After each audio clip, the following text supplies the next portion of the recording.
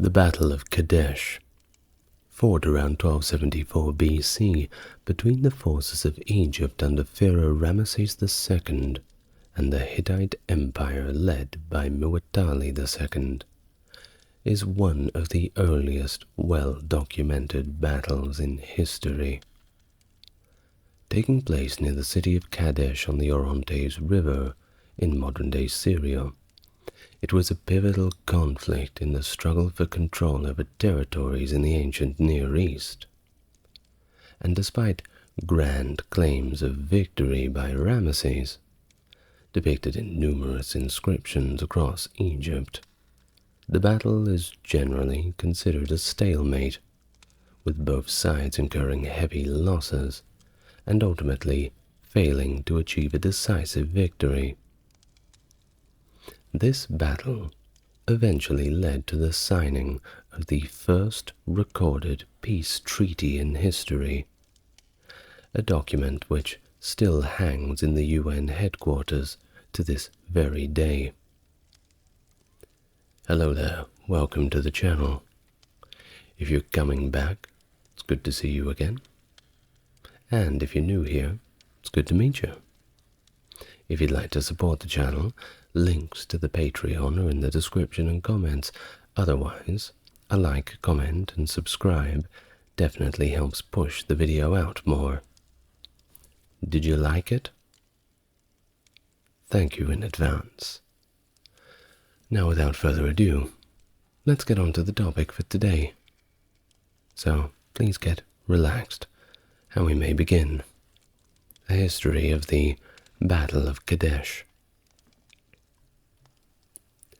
After the Hyksos 15th dynasty was expelled around 1550 BC, Egyptian New Kingdom rulers, notably Thutmose I, Thutmose II, and Amenhotep II, aggressively aimed to regain control over their state's borders. Their military campaigns extended from Megiddo to the Orontes River, including conflicts with Kadesh. This period saw the general destabilization of the Jehi region, which was around southern Canaan, with Egyptian campaign accounts reflecting this instability between 1400 and 1300 BC. Thusly, the reigns of Thutmose IV and Amenhotep III marked a continuation of territory lost to the Mitanni in northern Syria, despite Egypt's ongoing efforts. One source that we have for this is the Amarna letters from the 18th dynasty, which indicate Egypt's declining influence in the region, showing a decreased interest in Canaan until the dynasty's end. The last dynasty's ruler, Horemheb, actively campaigned in the region, signifying a rejuvenation of Egyptian interest towards the end of the 18th dynasty. The revival persisted into the 19th dynasty. Seti I, like his predecessor Ramesses I, was a military leader solely focused on restoring Egypt's empire to its former glory.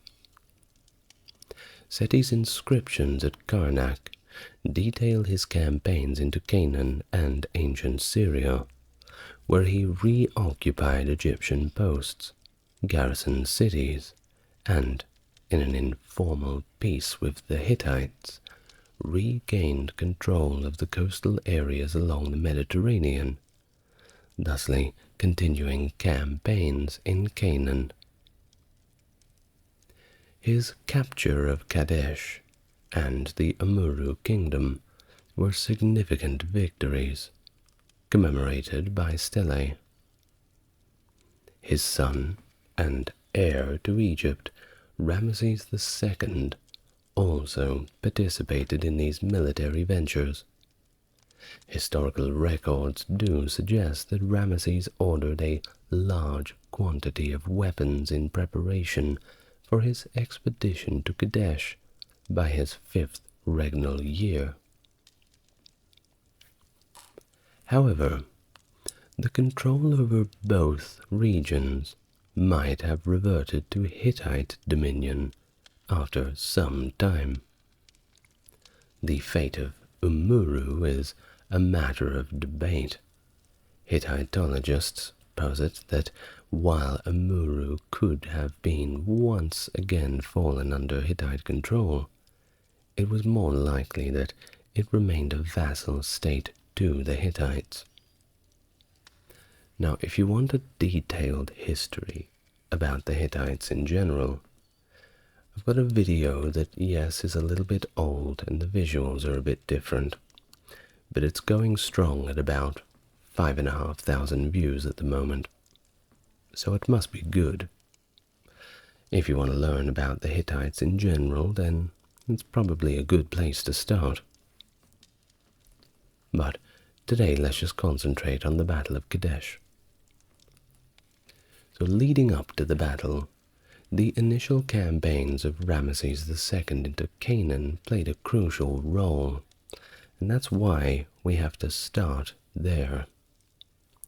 In the 4th year of his reign, he undertook a northward march into Syria, aiming to either reclaim Amuru or as a strategic move to verify the allegiance of his vassals, and of course, scout the potential battlegrounds.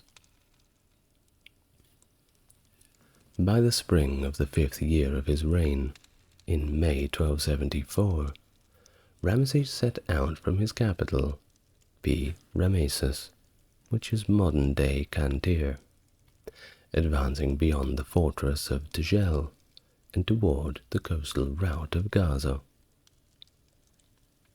This campaign to reclaim Amuru was explicitly cited by Muwatalli II, the Hittite ruler, as his reason for moving south to face the Egyptians head-on. Ramesses II commanded an army organized into 4 divisions, and they were named thusly: Amun, Re, Set, and the Tar division, the last of which appears to have been newly established at the time. Of course, these are all named after Egyptian theological terms. Additionally, there was a unit that was referred to as the Ne'arin or Niarin, whose exact nature is not fully clear due to the limited documentation that we have. But we do know a few things. The forces were possibly Canaanite military mercenaries who aligned with the Egyptians, or perhaps they were Egyptian units themselves.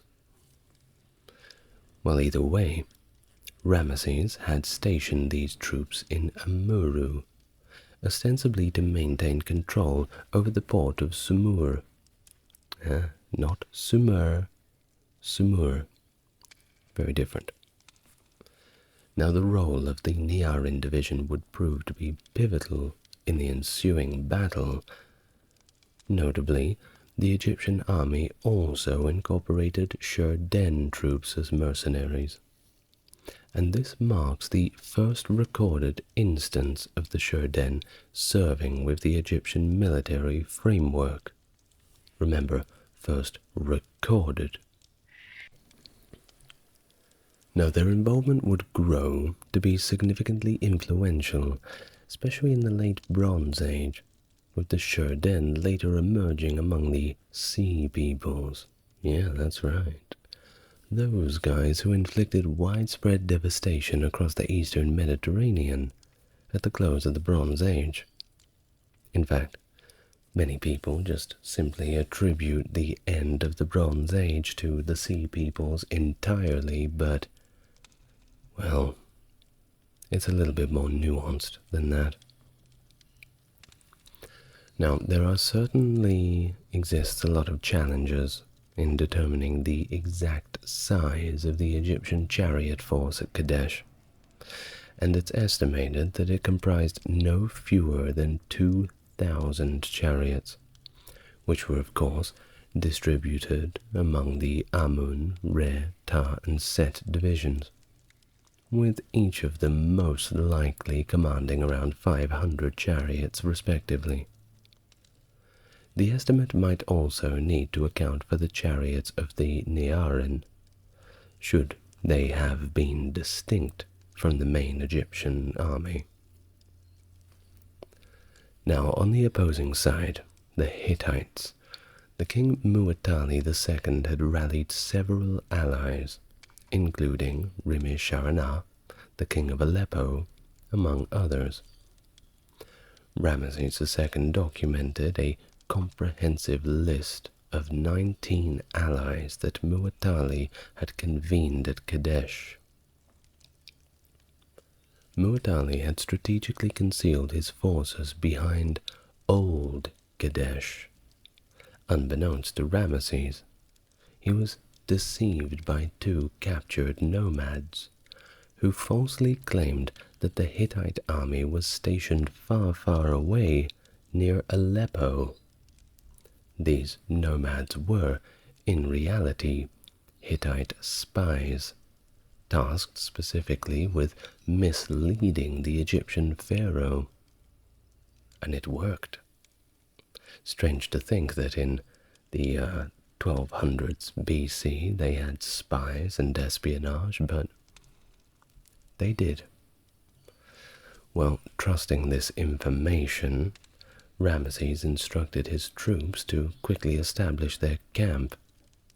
He then led a rapid march towards Kadesh, completely unaware that a formidable Hittite force was there, lying in wait for him.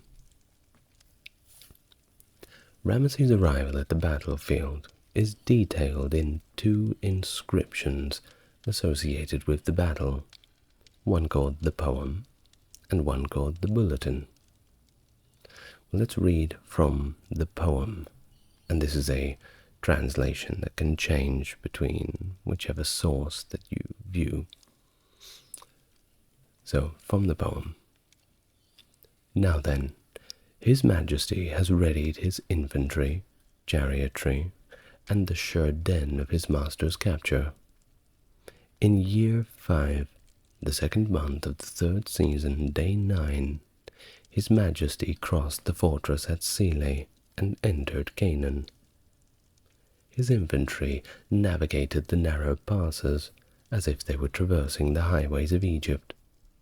Following several days, His Majesty was in Ramesses Meri Ammon, located in the valley of the Cedar. Proceeding northward, upon reaching the mountainous terrain of Kadesh, His Majesty advanced, and he forded the Orontes River with the lead division of Ammon, named He Gives Victory to User Mat Re Setep En Re. His Majesty approached the town of Kadesh. The division of Ammon followed directly. The division of Re was crossing the ford south of Shabtunah, about 1 eater from His Majesty's position. The division of Ta was positioned south of the town of Arnaim, and the division of Set marched along the road. His Majesty had arranged the foremost ranks of all the army's leaders while they were still on the shore in the land of Umuru. End of the text from the poem source. Now, onto the shorter source of the bulletin. In year 5, in the 3rd month of the 3rd season, day 9, under the majesty of Ramesses II, the Lord moved northward, and His Majesty arrived near the town of Shabtunah. As Ramesses II and the Egyptian vanguard were approximately 12 kilometers from Kadesh near Shabtunah, they encountered two Shasu nomads. these nomads informed His Majesty that the Hittite king was located in the land of Aleppo to the north of Tunip, around 200 kilometers away. So according to the Shasu, the Hittite king was too afraid of the pharaoh to venture south. This misinformation, as aforementioned and stated in his Egyptian records, was an intentional dissemination. Subsequently, an Egyptian scout arrived at the camp with 2 Hittite prisoners in tow. The prisoners were then brought before Ramesses for the interrogation, and the information was given thusly, as from the bulletin. Upon their presentation to the pharaoh, he questioned their identity, to which they responded, "We are servants of the Hittite king, sent to spy on you." Perplexed, Pharaoh then inquired, "Where is the adversary from Hatti?" "I was informed he was in the land of Aleppo." The prisoners from Tunip corrected him, saying, "The king of Hatti is indeed close by, along with the numerous allies who have joined him. They have marshaled their infantry and chariots, armed and ready for warfare. Their numbers surpass the grains of sand on the shore, and indeed they are fully prepared for combat, stationed behind the ancient city of Kadesh." Following the revelation of the Hittite army's proximity, Ramesses convened a meeting with his princes to address the negligence of his governors and officials for failing to accurately report the location of Muwatalli and his forces. During this critical juncture, Ramesses found himself accompanied solely by his bodyguard unit and the division of Amun. In response to the urgent situation, the vizier received instructions to expedite the march of the divisions of Tar and Seth towards the encampment, noting that the division of Re was nearing its arrival at the camp. As discussions with the princes progressed, and orders were given for the Amun division to ready itself for combat, the Hittite chariots launched a surprise attack across the river, targeting the center of the Re division as it advanced towards Ramesses' position. The Re division, caught off guard in open terrain and faced with the very frightening prospect of the chariots, dispersed in chaos, with some retreating towards the Amun camp, albeit hotly pursued by the Hittite charioteers. The assault intensified as the Hittite chariots encircled the north, breaching the Egyptian camp's defenses and breaching the Amun division's shield wall, triggering more panic among its ranks. The effectiveness of the Hittite offensive began to slowly diminish as the chariots navigated the densely packed camp, with some charioteers accidentally crashing into each other and perishing, and if not perishing from the impact, certainly getting stabbed to death as they thrashed around on the ground with broken legs and backs from the fall. Not a good way to go. Well, complete chaos. And in the midst of this chaos, Ramesses portrayed himself as solitary, abandoned by his officers, charioteers, soldiers, shield-bearers, at least according to the Egyptian narrative. Despite being overwhelmed, Ramesses managed to repel the initial wave of attackers and rejoined the Egyptian lines, likening his ferocity in battle to the deity Set, a war god sent to Earth. Pretty cool. Now he recounted dispersing the Hittite chariots encircling him, charging through their ranks with his horses. whether or not this is what actually happened certainly paints Ramesses as quite a brave character. I suppose it depends on who's doing the writing. Either way, a good bit of propaganda that makes the Egyptians look like the real tough guys. Now confronted with a dire situation, the pharaoh invoked the protection of his deity Amun and took to the offensive, leading the charge with his personal guard, a contingent of chariots from the Amun division, and the remnants of the dispersed Re division. Ramesses, gallantly at the front of the line, fought back against the Hittite adversaries. You see how this is kind of one-sided, but that's what the Egyptian sources tell us. The Hittite forces, under the impression that they had completely vanquished the Egyptians, engaged in looting the Egyptian encampment, thereby rendering themselves vulnerable to Ramesses' strategic counteroffensive.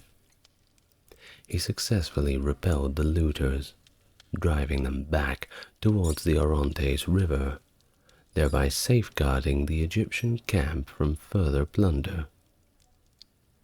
During this case, the lighter, more agile Egyptian chariots easily overtook and defeated the more bulky and heavier Hittite chariots, capitalizing on their speed and maneuverability.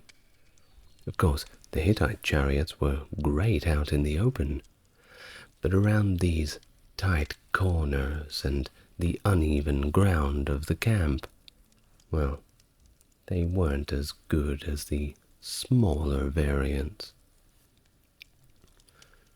Well, despite this setback, Muwatalli remained at the helm of a formidable force, comprising not only reserve chariotry and infantry, but also the fortified town's protective barriers, and that's gotta count for something. As the Hittites' retreat reached the river, Muwatalli orchestrated a counter-strike with an additional deployment of 1,000 chariots, led by the most noble of his soldiers. This move aimed to reassert Hittite presence near the Egyptian encampment.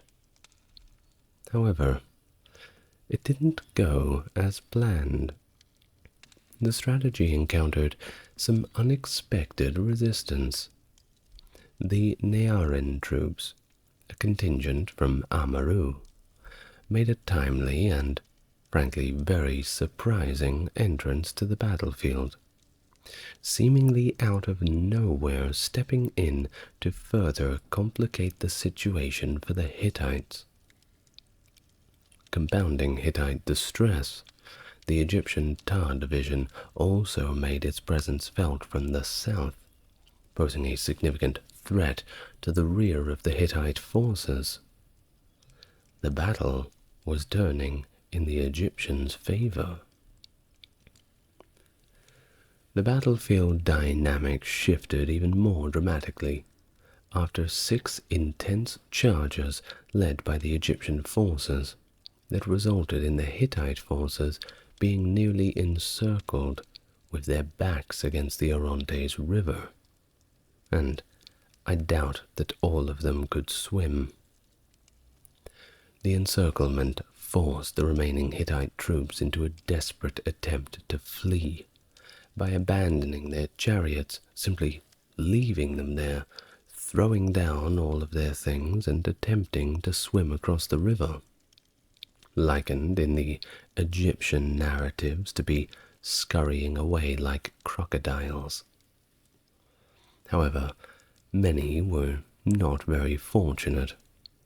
Of course, some made it across, but the majority of them succumbed to the depths of the Orontes River. And, well, they did not last the day. The aftermath of the battle has, of course, been subject to many different interpretations. It ranges from an outright Egyptian triumph to a more equivocal stalemate. Now, some scholars even argue for an Egyptian defeat, suggesting that the Egyptian historical records were more propagandistic than factual in nature. And honestly, I don't blame them for this. Now, while there's no solid evidence to come to this conclusion, when you read through the Egyptian narratives, it seems so fanciful, especially when they're talking about Ramesses II and his heroic actions. It certainly seems like something that's, well, a little bit blown out of proportion. But how far out of proportion can it be blown?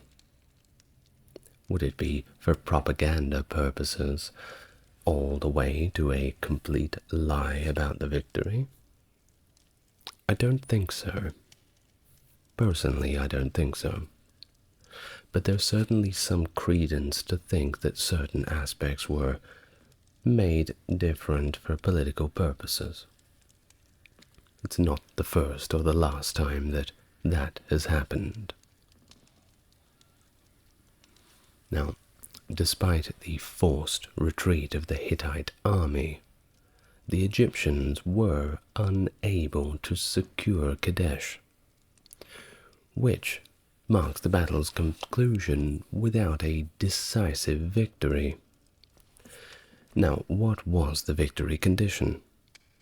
Was the condition on beating the Hittites, defending their camp, or was it on the capture of Kadesh?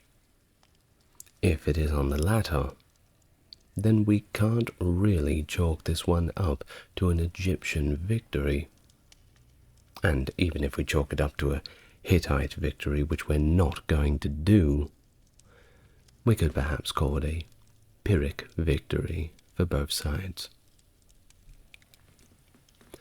Now, facing the logistical challenges of maintaining a prolonged siege on the fortified city of Kadesh, Ramesses made the strategic decision to simply withdraw his forces, directing them southwards towards Damascus before he himself returned to Egypt. Now, despite not achieving this objective of capturing the city of Kadesh itself, Ramesses declared a personal victory, and he portrayed the retreat as a rout of his adversaries. The assertion, however, is pretty much seen as largely symbolic, highlighting his ability to extricate his forces from a potentially disastrous ambush through the deployment of his innovative, lighter, and frankly faster two-man chariots, which proved to be advantageous against the slower, heavier Hittite chariots. Of course, think of it in this way. If they had used the same chariots during the raid on the camp, then the Hittites, well, it may have been a more even ground, and they may have even managed to capture or kill, in whichever order, Ramesses himself. But that's just speculation now, isn't it? But you know, the Egyptians, they're not the only ones with written records. The Hittites had their own account of it. Contrasting narratives emerge from the Hittite records preserved in Hattusa. That was the Hittite capital, by the way. And of course, the Hittite records suggest a slightly less favorable outcome for the Egyptian forces. Color me surprised. Well, the Hittites suggest that Ramesses' retreat was a consequence of defeat rather than a tactical withdrawal. These accounts provide a perspective that certainly diverges significantly from the triumphant Egyptian narrative, suggesting a rather complex aftermath to the battle that is, of course, once again subject to the listener's interpretation. But in terms of modern historians, they genuinely still view the battle's outcome as inconclusive. Not much was really lost or gained, and they recognize it as a stalemate, but with significant long-term implications for Egyptian military strategy and tech advancements. And of course it marks just another pivotal moment in Egypt's ongoing conflict with the Hittites. Well, in the aftermath on the Hittite side, Muwatalli expanded his campaigns into the Egyptian territory of Apa, asserting Hittite control and positioning his brother, the future Hattusili III, as the regional governor. This expansion effectively limited Egypt's influence in Asia to Canaan, a region that itself became unstable due to revolts among Egypt's vassal states. The ensuing years saw Ramesses undertaking a series of campaigns to reinforce Egyptian authority in Canaan, setting the stage, of course, for more confrontations with the Hittites. Ramesses' subsequent military campaigns, particularly in the 8th and 9th years of his reign, saw quite a few notable successes, including the capture of the Hittite-held cities of Dapur and Tunip, territories that had not seen Egyptian military presence since the era of Thutmose III, and that was nearly a century ago. However, the victories were short-lived, as the strategic importance and defensibility of the region between Umuru and Kadesh proved to be more or less untenable, leading to its recapture by Hittite forces shortly thereafter. A second campaign against Dapur in Ramesses' 10th year mirrored the impermanence of his earlier achievements. The protracted conflict eventually led to the negotiation of a formal peace treaty with Hattusili III, which was signed 15 years after the Battle of Kadesh. This historic agreement, documented on a silver tablet with a clay copy discovered in Hattusa and currently displayed at the Istanbul Archaeology Museum, symbolizes one of the earliest recorded instances of an international peace treaty. And, as mentioned in the introduction, this treaty, which is also commemorated at the United Nations headquarters, is well known to this day. Walk into the UN, you'll see it up there on the wall. So what is the treaty? What did they get? What did they lose? Well, let's talk about the treaty a little bit. It meticulously outlines pledges of peace and also mutual respect, effectively ending decades of conflict over Syrian territories and establishing a precedent for international peace agreements. Its clauses articulate a clear intention to maintain peace, delineate boundaries, and prevent future hostilities, signifying mutual recognition of sovereignty and also a commitment to coexistence. A significant aspect of the treaty is its provision for mutual defense, promising aid in the event of an external aggression, or perhaps an internal turmoil. Think about rebellions, that sort of thing. And all in all, that reflects a pretty deep level of strategic alliance that pushes the agreement beyond this mere peaceful cohabitation. This clause of it not only facilitated a defensive pact against common enemies, but it also ensures stability within each empire by discouraging internal dissent and rebellion, thereby strengthening Hattusili's position and securing his dynasty's future.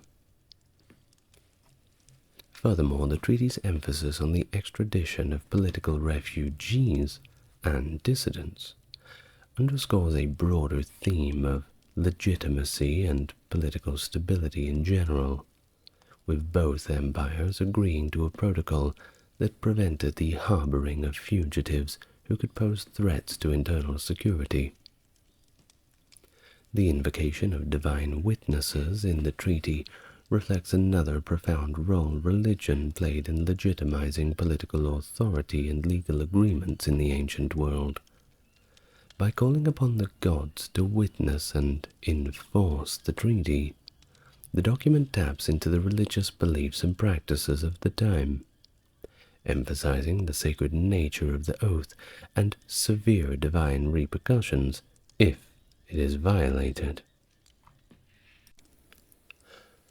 All in all, this treaty of Ramesses II and Hattusilis III is just an example of the advanced diplomatic acumen that the ancient civilizations don't often get credit for.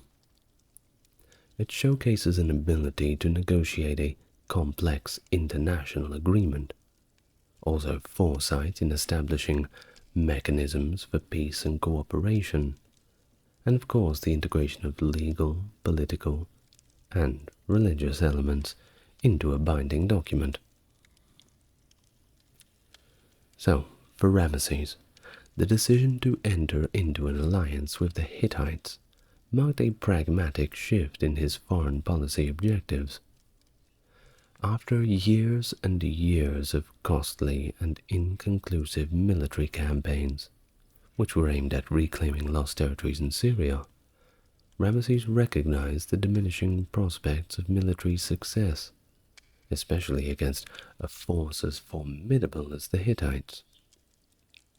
Of course, in light of this realization, he just turned to victory through diplomacy, aiming to bolster his reputation as a capable and influential pharaoh on the world stage. And he did. By accepting the terms of this treaty, Ramesses aimed to achieve several strategic objectives. Firstly, he sought to maintain the status quo in the region and prevent any further depletion of Egypt's resources through costly wars like the one against the Hittites.